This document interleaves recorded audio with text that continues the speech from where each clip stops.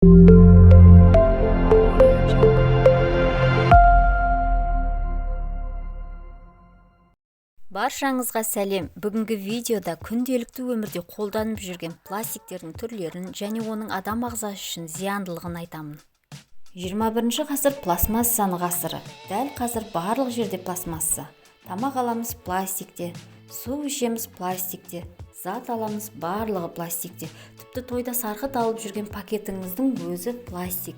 Ал пластик біздің ағзамызға қалай әсер етеді?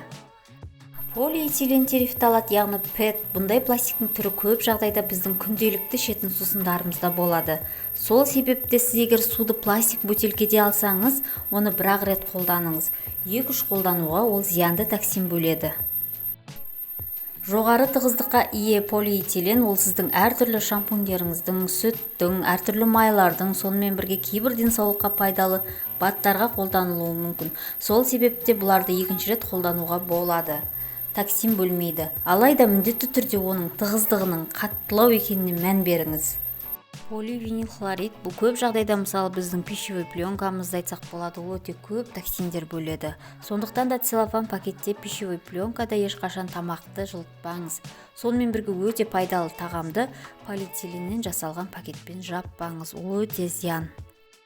Полиэтилен тығыздығы төмен, бұған көп жағдайда біз үнемі қолданатын қоқысқа арналған пакеттер, целлофандар, сондай пакеттерді жатқызамыз. Әрине оларды қайта қолдануға болады, бірақ 3-4 реттен кейін оны лақтырып тастау керек, әсіресе оған тағам сақтайтын болсаңыз. Пропилен бұл көп жағдайда пластиктердің ішінде ең қауіпсіз пластик болып есептелінеді. Бұл бөтелкенің қақпақтары, әртүрлі тағамдық заттарды салатын әртүрлі пластиктер, мысалы йогурттардың және әртүрлі сүттің қораптары деуге болады. Бірақ оларды 2-ші реттік қолдануға болмайды. Полистирен бұл пенопластта және де кофенің төбесін жауып беретін крышкасы дәл осы полистиреннен жасалған. Ал полистиренстирол деп аталатын өте токсинді затты бөледі. Ол аздай оған өте ыстық кофені құйып ішесіз, ол ағзаға токсинді болады.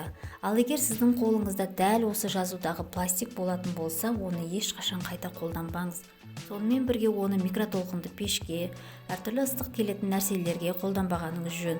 Сол себепті де өте абай болыңыз, өйткені ол бауырыңыз бен ағзаңыз үшін токсинді.